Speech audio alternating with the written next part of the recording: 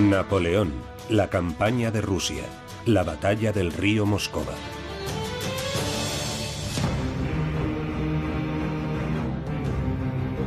La paz reina en la mayor parte de Europa, pero Francia es escenario de inquietantes preparativos militares. Se alistan hombres por millares, el cuerpo del ejército se está reconstruyendo. Sin embargo, el emperador Napoleón I afirma categóricamente que no quiere una nueva guerra.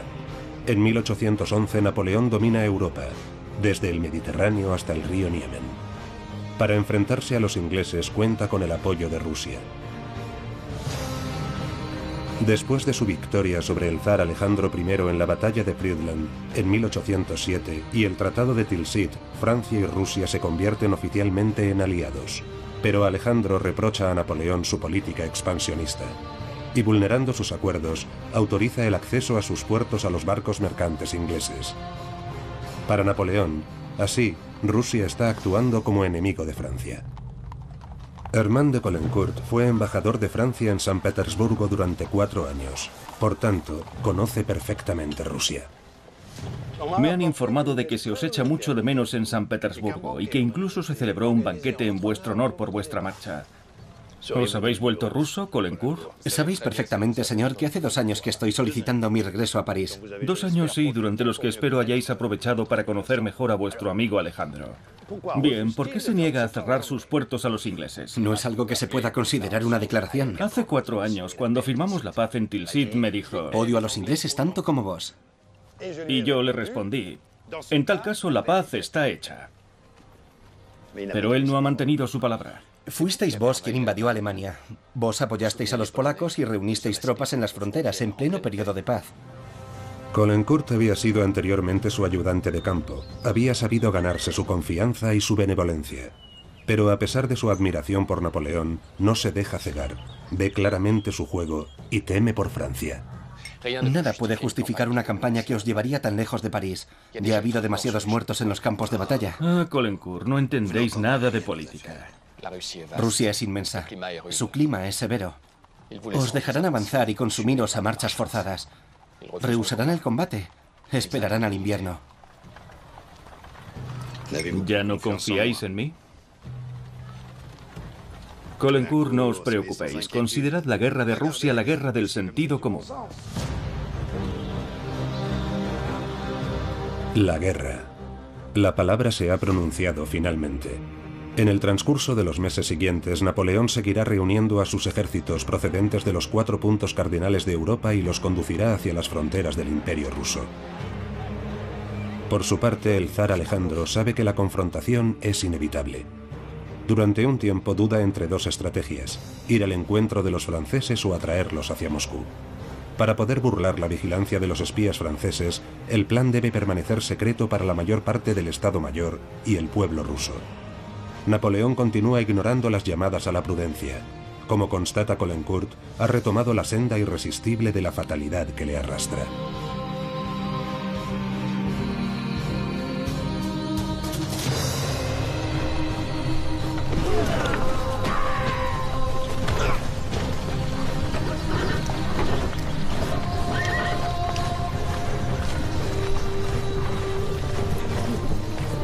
Primer día de campaña.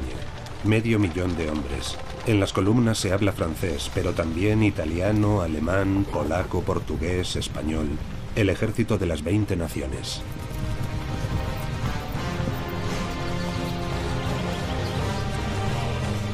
El primer imperio en marcha hacia su destino. Napoleón quiere una campaña relámpago. Cree que una demostración de fuerza será suficiente para hacer entrar en razón al zar. Quiere cumplir su sueño, hacer de todos los pueblos de Europa un solo pueblo. A los soldados se les ha prometido un pronto regreso a su patria, pero más allá del río Niemen, que marca la frontera de Polonia con el Imperio ruso, reina lo desconocido. Lo más relevante que cabe señalar es que la Gran Armée, el Gran Ejército, era el ejército más grande jamás visto en la historia de Europa. La particularidad de la Gran Armée de Napoleón es que en sus filas hay un número muy elevado de civiles.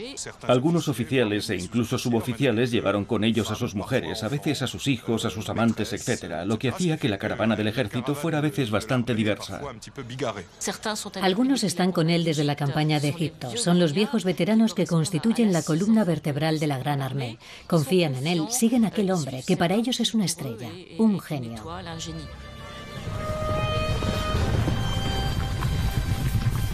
Napoleón saborea el inicio de la campaña. Allí está de nuevo, en la tierra de los zares. En una carta a María Luisa, su esposa, muestra su optimismo y cierta desenvoltura. Escribe: «Querida, he cruzado el río Niemen. No ha acontecido nada digno de mención. Mi salud es buena, pero el calor es excesivo». El verdadero adversario de Napoleón para instaurar la preponderancia francesa en Europa es Inglaterra. Su objetivo es poner a Inglaterra de rodillas y obligarla a firmar la paz. En este contexto, en 1807 firmó una alianza con Rusia. En realidad era una alianza de un fuerte con un débil. Aquella alianza obligaba, por ejemplo, a Rusia a declarar la guerra a Inglaterra y a cortar cualquier tipo de comercio con los ingleses. Pero los rusos nunca pudieron respetar aquella parte del acuerdo, simplemente porque el comercio con Inglaterra era vital para su economía. Y luego había un factor más ideológico, es decir, en definitiva, ir a hacer la guerra a Rusia ayuda a la civilización europea contra la barbarie asiática, en la que Rusia se deleita. Si hiciéramos la pregunta a los rusos, responderían que Napoleón quería conquistar Rusia. Napoleón quiere ganar la guerra rápidamente. Espera derrotar al ejército ruso en menos de 2 meses. Obligar a Alejandro a firmar la paz bajo sus condiciones. Pero no quiere destruir al Imperio ruso. No quiere destronar a Alejandro. Quiere llevar a cabo una guerra limitada. Para Alejandro, el enemigo a batir es Napoleón, no Francia, cuya cultura e historia admira profundamente, hasta el punto de que a él le gusta expresarse en francés tanto como en ruso. Sire, la Gran Armée ha cruzado el río Niemen esta mañana. ¿Sin una declaración de guerra? Es imposible. El nuevo embajador de Francia envió hace unos días una nota anunciando que su misión había terminado. ¿Hace 2 días? ¿Y por qué no se me ha informado? No pensábamos que...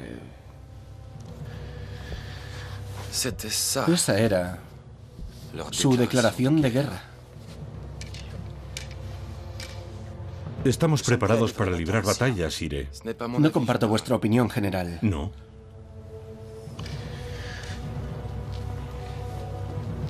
El corso tiene como objetivo una guerra corta, en la que el desenlace lo determinará una de esas victorias con las que ha alcanzado su gloria. Querrá un nuevo Austerlitz. Nosotros vamos a privarle de ese placer. ¿Rehusando el enfrentamiento? Es una actitud indigna. Dejémosle perderse y mientras, ganemos tiempo. Alejandro I es un ser complicado. Es, en cierto sentido, un político astuto y tenaz, pero, por otro lado, es muy sensible y fácil de herir. ¿Quién no tiene complejo de inferioridad militar frente a Napoleón en aquella época? Alejandro intentó comandar 2 ejércitos durante la campaña de 1805, lo que terminó en una catástrofe terrible en la batalla de Austerlitz.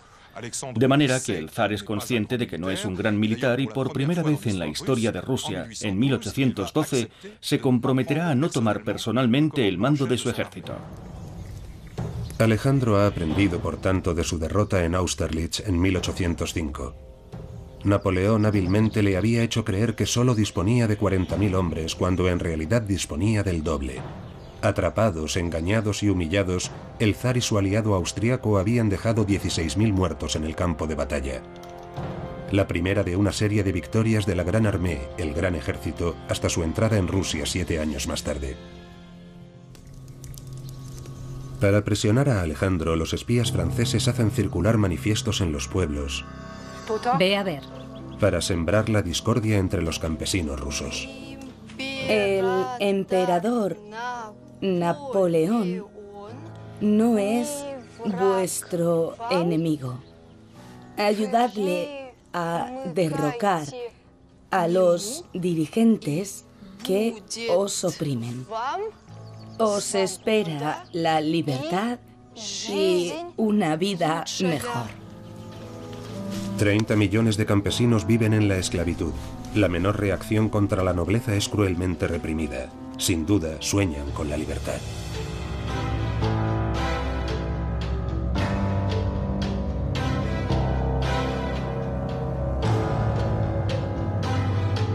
¡Detente! Prometiendo abolir la servidumbre, Napoleón podría ganarse su lealtad, pero a pesar de su sufrimiento están unidos a la tierra rusa, es su mundo. De los franceses que se aproximan no saben nada. En los inicios de la campaña, ni Napoleón ni Alejandro pueden predecir cómo será el comportamiento de los campesinos, ni su fiabilidad. Rusia es una inmensa incertidumbre. Desde hacía 300 años, en el territorio ruso no se había producido ninguna invasión. Por eso el pueblo ruso percibió la intrusión de Napoleón en su territorio como una invasión comparable a la de los tártaros mongoles de antaño, que habían vivido sus abuelos.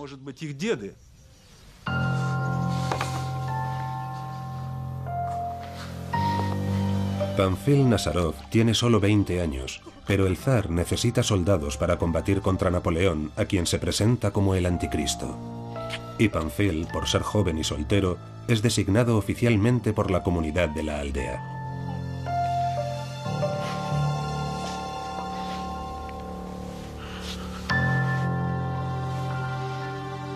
Los jóvenes campesinos como él se incorporan a filas con el consentimiento de sus propietarios, que contribuyen de esta manera a la defensa de su santa madre Rusia. ¿Por qué? ¿Por qué me obligan a marcharme? Dios estará contigo, Panfil. Y yo rezaré por ti todos los días. Enrolados por un periodo de 25 años, después serán considerados hombres libres, si sobreviven.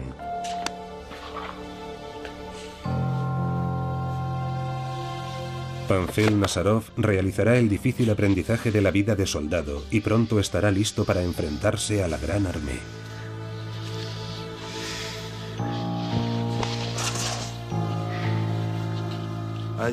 En el momento de su alistamiento en el ejército, los campesinos estaban prácticamente seguros de que no volverían a ver nunca más a sus familias y a sus allegados. La vida del soldado era muy dura. El regimiento se convertirá en su familia, y este es un factor fundamental que explicará también el valor con el que los soldados combaten por su regimiento, que en realidad es un sustituto de la familia. Es cierto que los nobles rusos tenían mucho miedo de que Napoleón prometiera la abolición de la servidumbre en Rusia y de que aquello originara un caos. La Gran Armée avanza en dirección a Vilna, pero el enemigo se repliega, rehúye el combate. La Guardia Imperial de Napoleón localiza finalmente una columna rusa.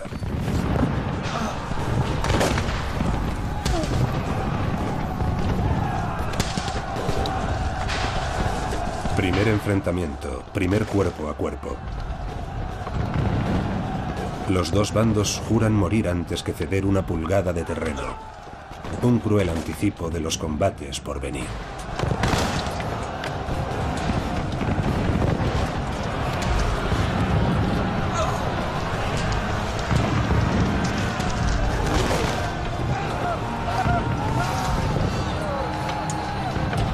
Los franceses repelen fácilmente a sus atacantes, lo que les hace mantener la ilusión.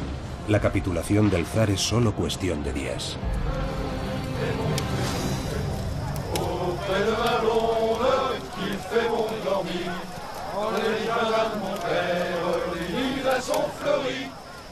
El sargento Adrien-François Bourgogne, granadero de élite de la Guardia Imperial, ha participado en todas las campañas de Napoleón hasta 1812. Para él, esta larga marcha es, a priori, solo una campaña más. ¿Sargento? ¿Duval? ¡Duval! Amigo. Ay. ¿Cómo has cambiado? ¿Tu herida? Un rasguño. Paisano, vengo a ofrecerte tu parte. Un pequeño furgón con todo lo que contenía, requisado a un general ruso. Lo hemos dejado todo en el coche de Florencia, nuestra cantinera. Nos acompaña desde España y la he tomado bajo mi protección. No hay nada deshonroso, no hagas caso de los chismes. Descuida. Tienes que comer, niño, para enfrentarte a los rusos. Si no, se lo diré al emperador. Conmovedora coincidencia. En el mismo regimiento, Burgogne se reencuentra con 12 hombres de Condé-sur-Lescaut, su pueblo natal, a 2000 kilómetros de allí. ¿Y a ese... qué le pasa? No ha soportado la prueba de fuego. Al primer cañonazo huyó de su puesto. No regresó hasta que la batalla había terminado.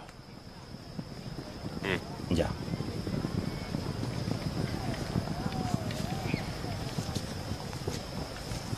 El vino del general ruso no se puede rechazar. Ya verás cómo nos endurece. Aquí se aprende a dominar el miedo, la angustia, el dolor. ¿Vos tenéis miedo? Como todo el mundo. Me han herido ya 2 veces. Y sé lo que es que te arranquen de tu familia por el azar de un sorteo. Las marchas forzadas, las noches sin sueño a la espera de la batalla. Si mi familia no fuera tan pobre, sin bienes ni tierras, yo habría hecho que me sustituyeran. Él está aquí por eso. Un soldado le pagó para que ocupara su lugar. Yo jamás he tocado un centavo de mi sueldo. Y mirad sus suelas.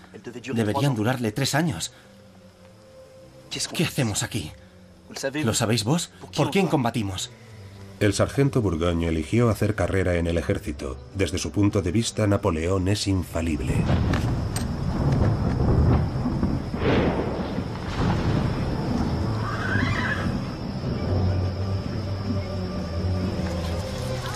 Ve el soldado. Poco podía imaginar que 11 de los compañeros que acababa de reencontrar en breve dejarían de existir. La Gran Armée se prepara para entrar en Vilna, capital de Lituania. Vilna había formado anteriormente parte del Reino de Polonia antes de ser anexionada por Rusia, pero el zar acaba de abandonar la ciudad, lo que representa una gran satisfacción para los habitantes de Vilna y los 30.000 soldados polacos enrolados en la Gran Armée. Cuando los franceses entraron en Vilna por primera vez, los polacos, y particularmente la nobleza polaca, los acogieron como sus liberadores, porque creían que Napoleón les daría la libertad. Y algo mejor que la libertad, que resucitaría el Estado polaco. Alejandro ha estado aquí mismo hace algunas horas. ¿Por qué me entrega la ciudad sin combatir? Os lo dije, señor. Hará todo lo posible para que esta campaña se eternice y para privaros de una gran batalla. El tiempo es su aliado. ¡Cobarde! Se deshonra a los ojos de los valientes polacos. Señor, el general Balachov, embajador de Su Majestad Imperial. Desde Pedro el Grande ningún enemigo había entrado en vuestro territorio, general Balachov. Y vos me habéis dejado conquistar una provincia entera sin haber siquiera presentado batalla. ¿No siente vergüenza, general? Os puedo asegurar, Sire, que los rusos lucharán como leones. El emperador, mi señor, exige la retirada de vuestras tropas. Mi hermano Alejandro es un novicio en materia militar. ¿Por qué ha decidido asumir él solo la comandancia suprema? Podría sorprenderos. Antes de 2 meses se verá obligado a pedirme la paz. Vamos a quedarnos aquí varios días para reponer las existencias de alimentos, instalar hospitales para cuidar de los enfermos y los heridos, reestructurar la administración lituana, Berthier apoyándonos en las élites locales, formar un gobierno provisional y proclamar su autonomía. Pero nadie se dejará engañar, Sire. Este gobierno estará bajo nuestra tutela. Colencourt, no os he pedido vuestra opinión. ¿Tenéis la intención de declararos a favor de la independencia de Lituania? ¿De decir claramente que Polonia existe? De ninguna manera pondremos en peligro nuestra alianza con Austria. Los polacos deberán tener paciencia. En ese caso, vuestras llamadas a su patriotismo serán letra muerta. Una parte de Polonia pertenece todavía a Austria, y Napoleón necesita a sus aliados austriacos para vencer a los rusos. Los rusos no huyeron, si se puede decir así, de forma espontánea de los franceses. Era una estrategia que habían decidido los estados mayores alrededor de 1 año antes de la entrada de los franceses en Rusia. La retirada del ejército ruso debe, evidentemente, acompañarse de todos los medios que conduzcan a frenar el avance del ejército de Napoleón. Y entre esos medios está la política de eso que llamamos tierra quemada, guerra, que consiste en destruir todas las existencias de alimentos disponibles, de víveres, pero también de forraje para los animales, para todo el ganado.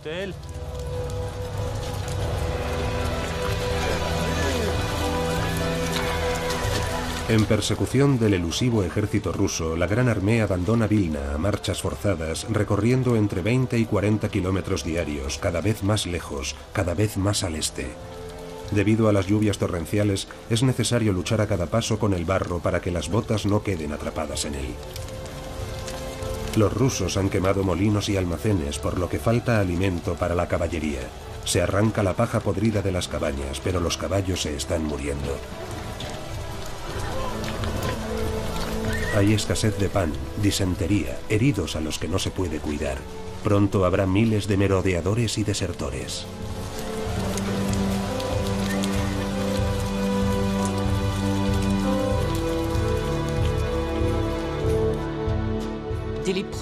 Desde las primeras semanas de la campaña empezarán a producirse los primeros problemas. Los primeros, yo no diría síntomas de hambruna, porque sería excesivo, pero sí los primeros problemas de aprovisionamiento alimentario.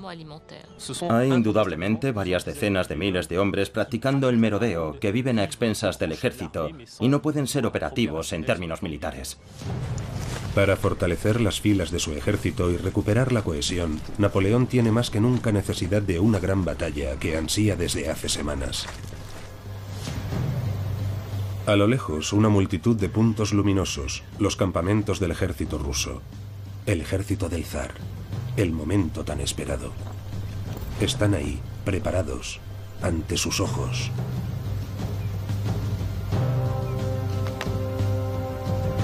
Napoleón ha logrado su objetivo. La gran batalla tendrá lugar al día siguiente. Una victoria digna de Austerlitz, y esta guerra habrá terminado.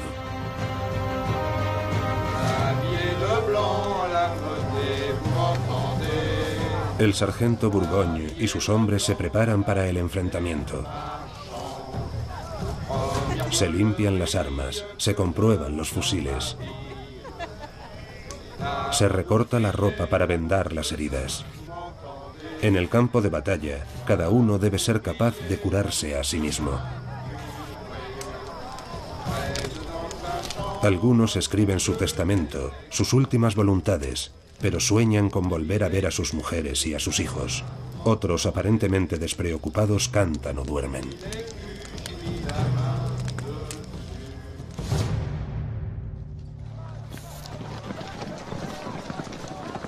Esta campaña ha costado ya a Napoleón en hombres, en caballos y en material el equivalente a 2 batallas perdidas. Es urgente vencer.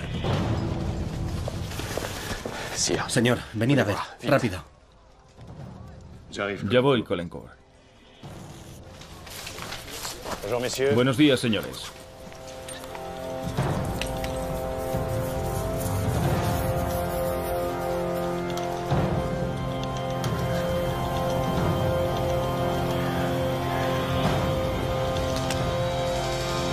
Napoleón comprende que ha sido engañado. No tendrá lugar ninguna batalla. Los rusos han desaparecido sin dejar rastro.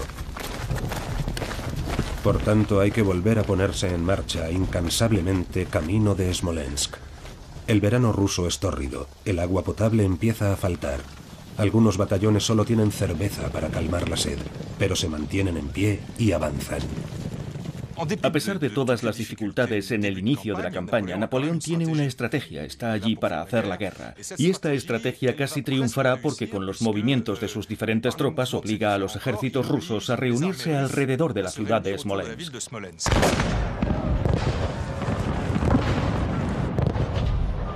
6 de la mañana. Se producen los primeros bombardeos. Napoleón se dispone a hacer frente a los ejércitos del zar, pero se encuentra con un cuerpo de solo 20.000 soldados enemigos que ha recibido la orden de defender Smolensk a cualquier precio. La ciudad que se levanta tras sus murallas, construida en madera, arde por los 4 costados. Hombres, mujeres y niños que no han podido huir mueren abrasados vivos o asfixiados. La ciudad cae irremisiblemente.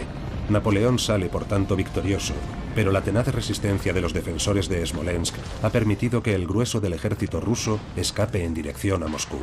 Algunos compararán la tragedia de Smolensk a la de Pompeya.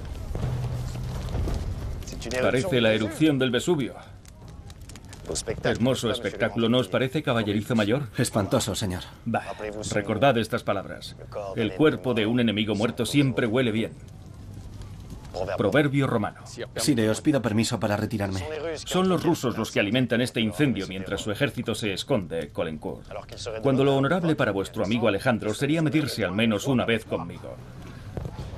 Después de lo cual sellaríamos fácilmente la paz, igual que dos campeones se reconcilian tras un duelo. La guerra no es más que política, Caulaincourt. Y la paz no puede fraguarse mientras estamos a este lado del Rin. A Caulaincourt le aflige continuamente el daño que inflijo a su amigo. El zar no es mi amigo. Soy más patriota que otros que solo os complacen y adulan. Os suplico calma, habláis con el emperador. ¿Por qué debo guardar silencio? Me enorgullezco de haber hecho lo imposible por evitar esta guerra. Sire, confiadme una misión en España. Permitidme que salga de este... Sois demasiado susceptible, Caulaincourt. ¿Sabéis cuánto respeto os profeso? Que Alejandro se pronuncie contra Inglaterra y todo habrá terminado. ¿Y mientras tanto? Si no quiere que me haga coronar emperador en el Kremlin, tendrá que buscar la forma de detenerme. ¿No? Más tarde, Caulaincourt escribiría: Napoleón creía en una batalla porque la deseaba y porque se veía vencedor. Estaba convencido de que Alejandro pronto suplicaría la paz. Su embriaguez no cesaba. Y yo me daba cuenta de que ya no podía confiar en las buenas inspiraciones que tan feliz me habían hecho antaño. La ciudad, cuya belleza ya era ensalzada en aquel entonces, sufriría un trágico destino, puesto que quedó completamente destruida por el fuego, un fuego alimentado en gran parte por los rusos a consecuencia de su política de tierra quemada. En Smolensk se produjo el primer punto de inflexión de la guerra, en la medida en que la población civil, ahora a gran escala, pasó a ser una de las grandes víctimas de la guerra.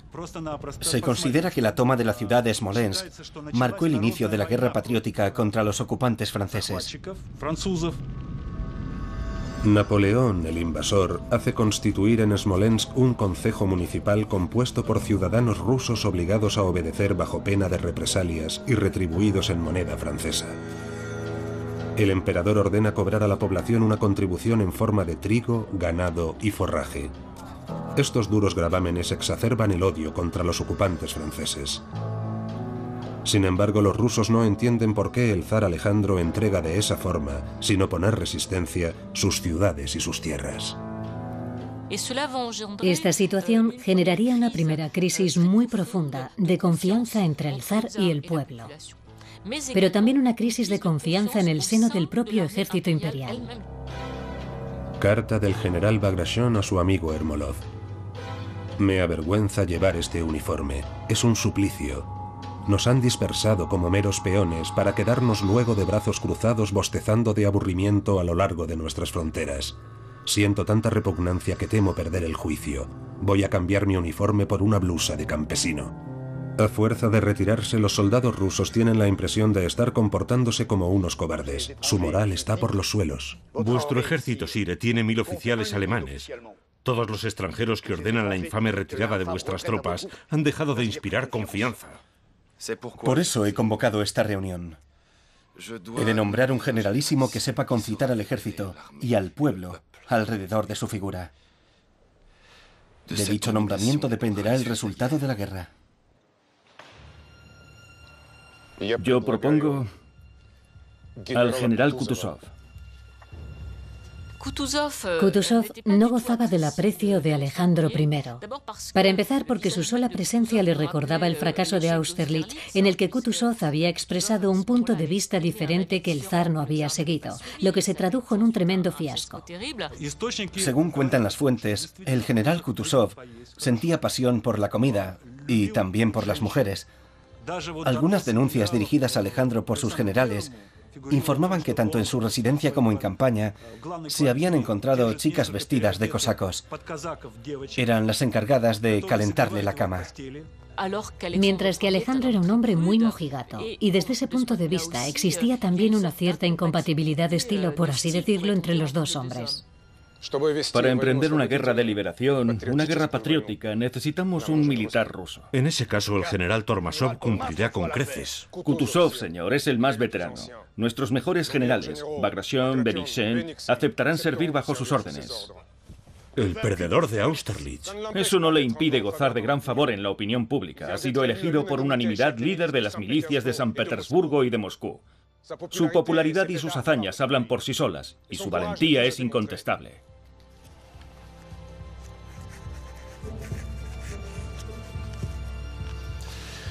El general Barclay de Tolly conservará el mando del primer ejército imperial. ¿Y el general Bagration? El del segundo ejército. Pero...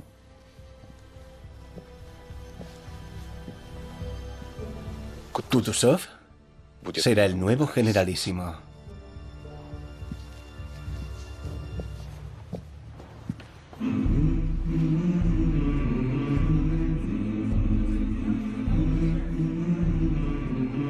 El corso me subestima. Desde Austerlitz me considero un general incompetente. Eso nos beneficia. Sin embargo, son sus tropas las que están desmoralizadas y faltas de disciplina. Al contrario que las mías, de modo que aprovechémoslo.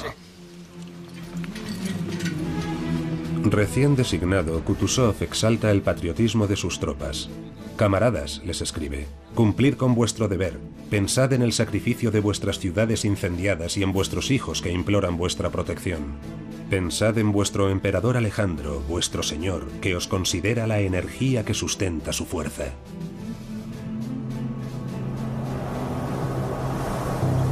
Mientras el ejército del zar se reorganiza de manera decisiva, Napoleón exige a sus hombres que luchen hasta el límite de sus fuerzas. El descanso es indigno de ellos. Violentas ráfagas de viento levantan torbellinos de un polvo abrasador, un verdadero calvario. La rapidez de la marcha provoca la pérdida de muchos caballos, y mientras el tifus causa estragos entre las tropas, la propaganda rusa ataca a los más vulnerables. Soldados franceses os obligan a marchar contra nosotros, os dicen que lucháis en aras de la paz. No creáis esas pérfidas palabras. Combatís por la insaciable ambición de un amo que no desea la paz y que juega con la sangre de vuestros valientes. Regresad a vuestros hogares, aún estáis a tiempo. Llamada a la deserción, acoso, el objetivo es debilitar a la Gran Armée para preparar mejor el ataque. En 2 meses el grueso del ejército merma ostensiblemente. Además de los enfermos, los muertos, los heridos y los desertores, ha habido que dejar algunas unidades por el camino para mantener el control de Vilna y Smolensk. Y no obstante, nada detiene la progresión de la Gran Armée. La caballería y la infantería avanzan día y noche con la esperanza de alcanzar al enemigo invisible. Caulaincourt se queja amargamente de una guerra que cada día le parece más absurda. Nos destruiremos unos a otros sin obtener otro resultado que ganar terreno. Pero a fuerza de ganar terreno, Moscú se encuentra ahora a solo 3 días de marcha. Kutuzov, presionado por la opinión pública, está contra la pared. En Borodino, a 125 kilómetros de la ciudad sagrada, intentará detener a Napoleón. El terreno, muy irregular y boscoso, servirá para obstaculizar el avance del enemigo. Kutuzov establece su línea de defensa en la margen sur del río Kolocha, bloqueando así la ruta hacia Moscú, y levanta 4 reductos. El primero, el más grande, es el reducto de Rayevsky. Después, los 2 reductos de Bagration, más modestos, y por último el reducto de Shevardino, situado como bastión frontal. Un reducto es una fortificación de tierra erigida sobre un promontorio donde se instala una batería de cañones. Por debajo está defendido por una trinchera repleta de soldados. En la retaguardia las tropas rusas permanecen fuertemente concentradas. Kutuzov ha situado sus fuerzas de defensa aquí. Se siente seguro detrás del río, protegido por sus reductos. Inicialmente tomaremos el reducto de Shevardino y el pueblo de Borodino. Así podremos situar nuestras tropas para la batalla final. Nuestros ejércitos del norte se intercalarán para evitar que los ejércitos rusos puedan rodearnos. Eso es todo, caballeros.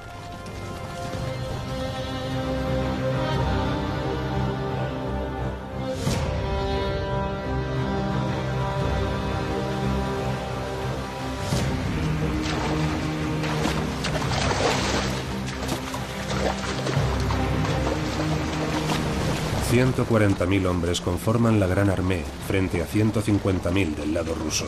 214 batallones de infantería, 317 escuadrones de caballería, 587 piezas de artillería.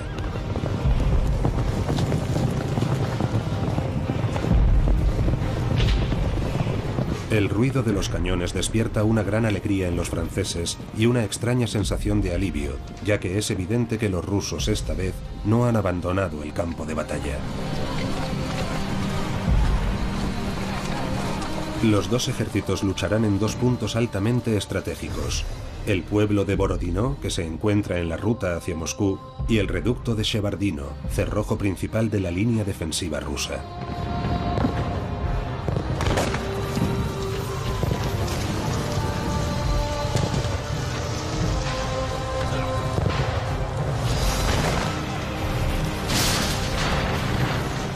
En menos de una hora se producen más de 10.000 bajas entre muertos y heridos. Preludio sangriento de la batalla principal, este ataque permite a la Gran Armée medir la resistencia de los rusos.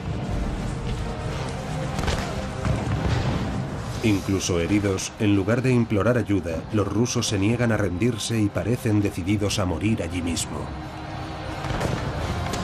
Sin embargo, su bravura no es suficiente. Los franceses toman el reducto de Shevardino.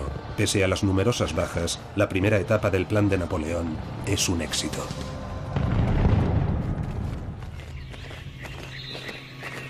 Cada ejército lame sus heridas. Del lado ruso se refuerzan las líneas de defensa y sobre todo los reductos de Rayevsky y Bagration.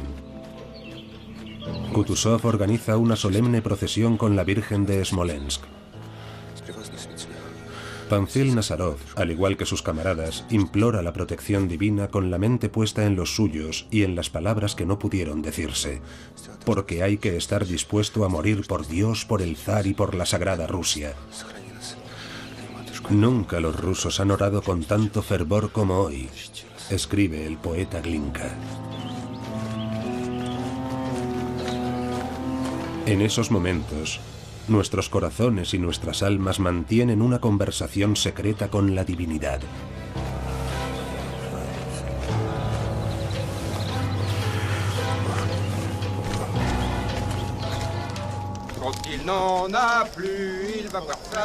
Mientras el enemigo confía su suerte a Dios, la Gran Armée, que nunca ha perdido su fe en Napoleón, espera con impaciencia la llegada del día siguiente.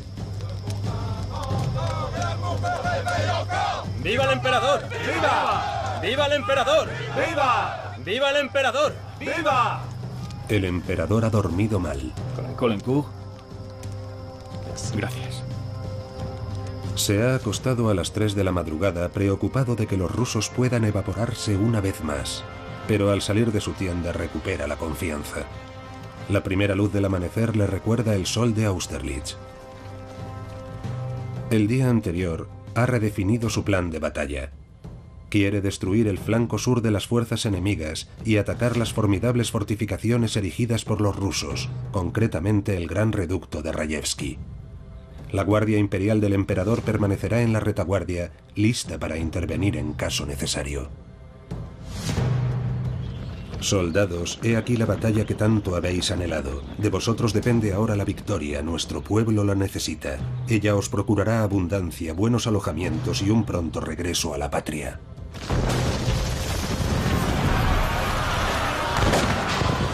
Comportaos como en Austerlitz y que la posteridad cite con orgullo vuestra conducta. Que de cada uno de vosotros se diga, estuvo en esa gran batalla bajo las murallas de Moscú. Durante 10 horas, los dos ejércitos lucharán palmo a palmo. Los soldados se olvidan del miedo bajo una lluvia de proyectiles y andanadas de cañón, y apenas se fijan en los camaradas que caen a su lado disparados a quemarropa. Los rusos la llamarán la batalla de Borodino. Los franceses se referirán a ella como la batalla del río Moscova. Las posiciones se conquistan, se pierden, se vuelven a conquistar y de nuevo a perder. El segundo cuerpo de caballería, comandado por el general Montbrun, debe cargar a la derecha del reducto de Rayevsky. Montbrun busca la posición ideal para atacar y parte a caballo en misión de reconocimiento. Por desgracia, una bala de cañón le atraviesa el tórax. Napoleón decide sustituirle por Auguste Caulaincourt, el hermano de Armand de Caulaincourt.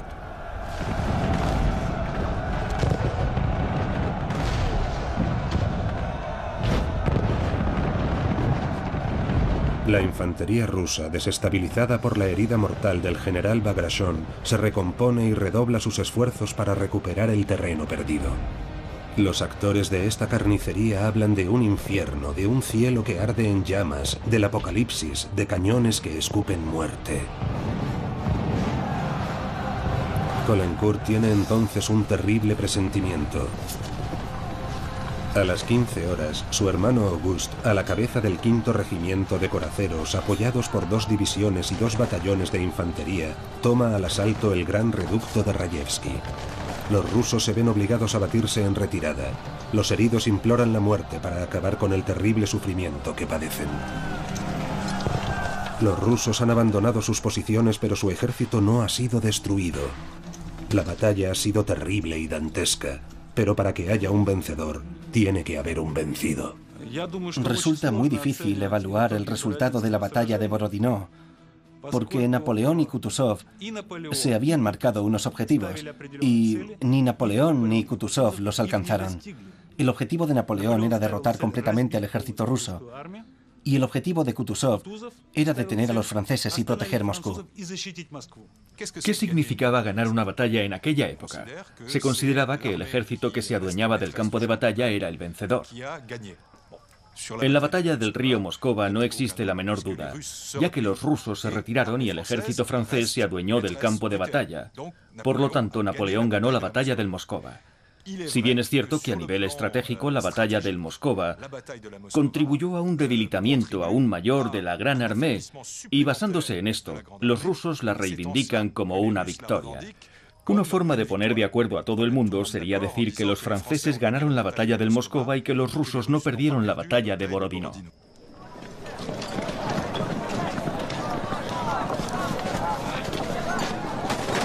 Una victoria decepcionante para Napoleón, y tan costosa en vidas humanas. Sin embargo, la Guardia Imperial, la élite de la Gran Armée, había permanecido en la retaguardia. De modo que el sargento Bourgogne había vivido la batalla desde la distancia de forma distinta a muchos de sus compatriotas que, a diferencia de él, lucharon en primera línea.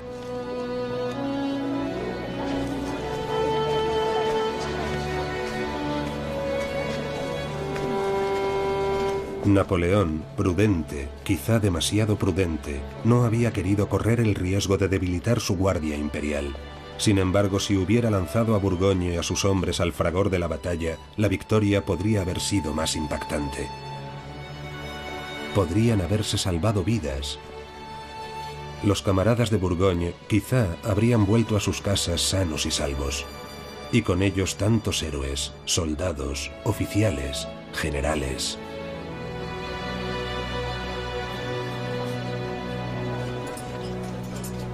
Caulaincourt no olvidaría jamás aquel fatídico día. «Venceremos o me quitaré la vida», fueron las últimas palabras que me dirigió Auguste. Había encabezado la carga decisiva contra el gran reducto. Tuvo tiempo de disfrutarla antes de que una bala enemiga acabara con su vida. A ojos del emperador, Francia había perdido a uno de sus mejores oficiales. Yo había perdido a mi hermano. Tenía 35 años.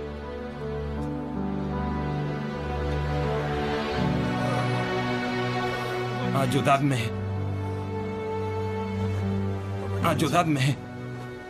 Al final de la aciaga jornada se han disparado 120.000 balas de cañón y 300.000 cartuchos con un balance aterrador. Los rusos sufren 45.000 bajas entre muertos, heridos y desaparecidos, más de un tercio de sus efectivos. Napoleón, por su parte, ha perdido a 28.000 hombres.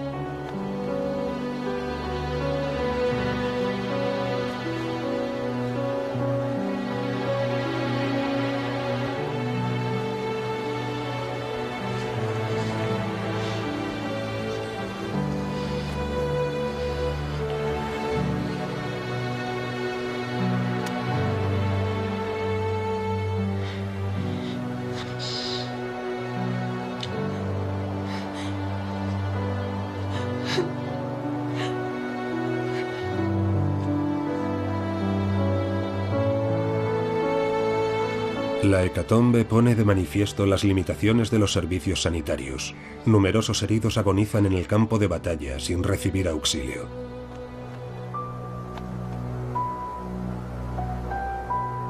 En la Gran Armée hay solamente un médico y un farmacéutico por cada 600 soldados. 45 cirujanos tratan indistintamente a miles de víctimas de ambos bandos. En menos de 4 minutos se amputa una pierna. 10.000 heridos, cuyo tratamiento es imposible, serán depositados en los pueblos de los alrededores, donde la mayoría morirán. Napoleón espera reanudar las hostilidades al día siguiente, pero Kutuzov tiene otros planes. ¿Por qué Kutuzov no continuó la batalla al día siguiente como había prometido? Al final de la batalla había dado, en efecto, la orden de atacar a las tropas de Napoleón al día siguiente. Pero más tarde, esa misma noche, dio una orden completamente opuesta: replegarse. Lo más probable es que en ese ínterin recibiera información sobre las pérdidas del ejército ruso. Y las pérdidas eran terribles.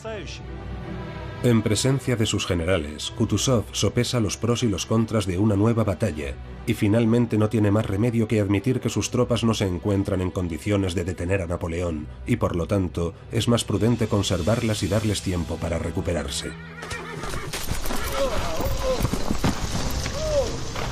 420.000 soldados habían cruzado el río Niemen 3 meses antes, de los cuales solo quedan la mitad. Procedentes de Francia, España e Italia, habían recorrido más de 4.000 kilómetros, franqueando los Alpes o los Pirineos y atravesando Alemania, Polonia y la Rusia occidental. Y ahora piensan que podrán por fin descansar de sus fatigas.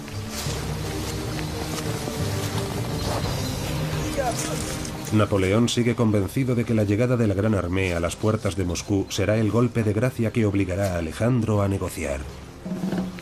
Memorias del sargento Bourgogne. Después de atravesar un gran bosque, por fin divisamos Moscú.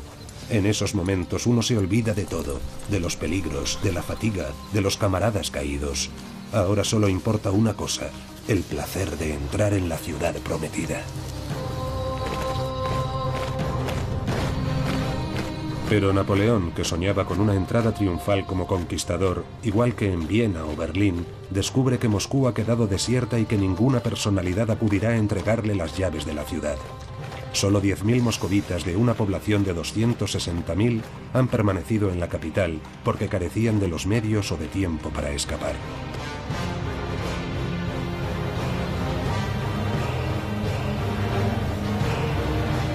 Napoleón se instala en el Kremlin con su guardia y su servicio de intendencia. Sus generales ocupan las suntuosas residencias de los nobles. ¿Dónde están vuestras divisiones, Oudinot? Sí, han estallado incendios por toda la ciudad. Parece que es obra de los rusos. Ah, no lo creo. Esos bárbaros no están lo suficientemente locos como para desfigurar Moscú. No queda ninguna bomba contra incendios, se las han llevado todas. Bien, persiga a los incendiarios.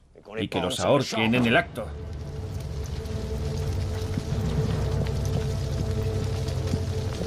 Al principio se pensó que los incendios eran accidentales, provocados por soldados borrachos ocupados en festejar su primera noche en Moscú. Pon la pólvora junto a la estufa, haremos saltar todo por los aires. Pero pronto hay que rendirse a la evidencia. Los incendios no son accidentales. Decenas de incendiarios se han distribuido por la ciudad. ¿Quiénes son? ¿Y quién les ha dado la orden de participar en esta pira gigantesca?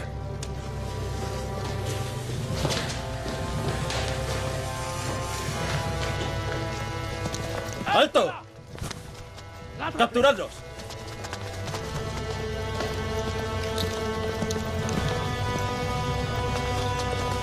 ¿Hay alguien? Sargento, creo que hemos encontrado un tesoro. No te emociones, no te emociones.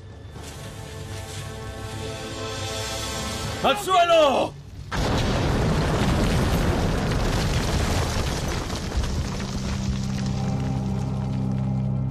Kutuzov había optado por abandonar Moscú para evitar una nueva confrontación y permitir así a su ejército reorganizarse. Ese fue el motivo por el cual el gobernador general de la ciudad, el conde Rostovchin, con las manos libres, había ordenado a los convictos de la justicia a quemar almacenes, depósitos de mercancías, palacios. No había que dejar nada al invasor.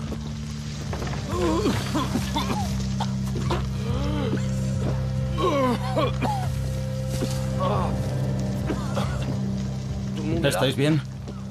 Sí, sargento. Memorias del sargento Bourgogne. En el momento de la explosión nos vimos muertos, aplastados bajo los escombros. Los rusos habían decidido que para destruirnos cualquier medio era bueno. ¿Está herido, sargento? No es nada. ¿Dónde estamos? Tendríamos que pasar la noche aquí. No eres lo bastante guapo, ni hueles lo suficientemente bien para dormir en un palacio.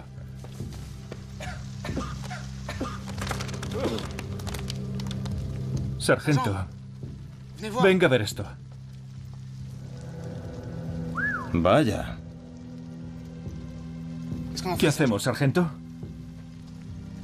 Nos lo llevamos. ¡Cuidado!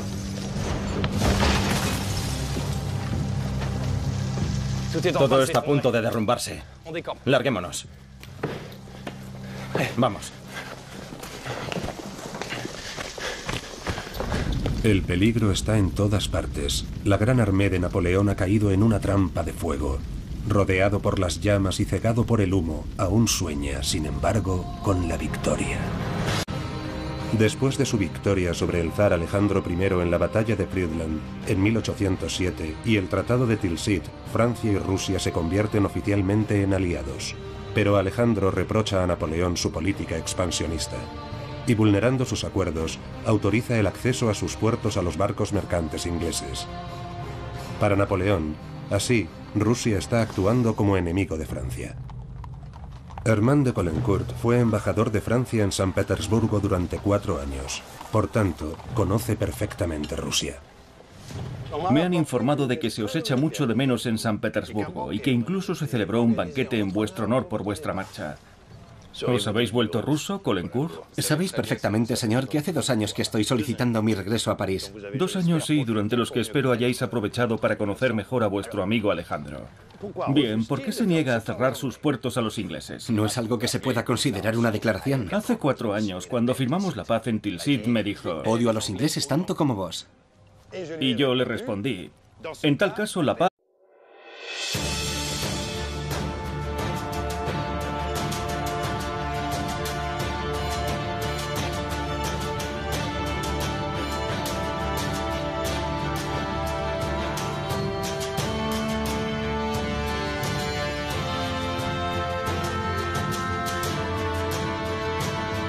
Napoleón, la campaña de Rusia, la batalla del río Moscova.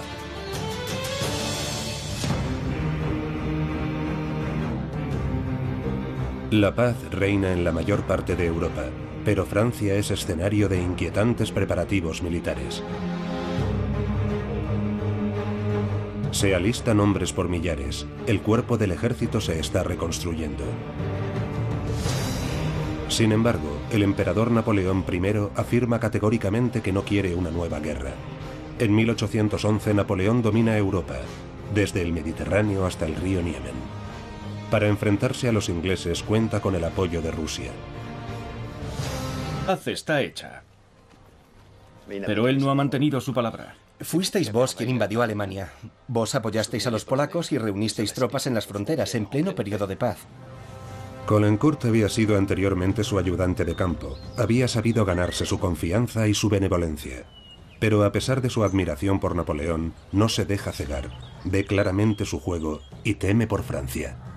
Nada puede justificar una campaña que os llevaría tan lejos de París. Ya ha habido demasiados muertos en los campos de batalla. Ah, Caulaincourt, no entendéis nada de política. Rusia es inmensa. Su clima es severo. Os dejarán avanzar y consumiros a marchas forzadas. Rehusarán el combate. Esperarán al invierno. ¿Ya no confiáis en mí? Caulaincourt, no os preocupéis. Considerad la guerra de Rusia la guerra del sentido común. La guerra. La palabra se ha pronunciado finalmente. En el transcurso de los meses siguientes, Napoleón seguirá reuniendo a sus ejércitos. El primer imperio en marcha hacia su destino. Napoleón quiere una campaña relámpago. Cree que una demostración de fuerza será suficiente para hacer entrar en razón al zar. Quiere cumplir su sueño, hacer de todos los pueblos de Europa un solo pueblo. A los soldados se les ha prometido un pronto regreso a su patria, pero más allá del río Niemen, que marca la frontera de Polonia con el Imperio ruso, reina lo desconocido. Lo más relevante que cabe señalar es que la Gran Armée, el Gran Ejército, era el ejército más grande jamás visto en la historia de Europa. La particularidad de la Gran Armée de Napoleón es que en sus filas hay un número muy elevado de civiles. Algunos oficiales e incluso suboficiales llevaron con ellos a sus mujeres, a veces a sus hijos, a sus amantes, etc., lo que hacía que la caravana del ejército fuera a veces bastante diversa. Algunos están con él desde la campaña de Egipto. Son los viejos veteranos que constituyen la columna vertebral de la Gran Armée. Confían en él, siguen a aquel hombre, que para ellos es una estrella, un genio. Procedentes de los 4 puntos cardinales de Europa y los conducirá hacia las fronteras del Imperio ruso. Por su parte, el zar Alejandro sabe que la confrontación es inevitable. Durante un tiempo duda entre 2 estrategias: ir al encuentro de los franceses o atraerlos hacia Moscú. Para poder burlar la vigilancia de los espías franceses, el plan debe permanecer secreto para la mayor parte del Estado Mayor y el pueblo ruso. Napoleón continúa ignorando las llamadas a la prudencia. Como constata Caulaincourt, ha retomado la senda irresistible de la fatalidad que le arrastra.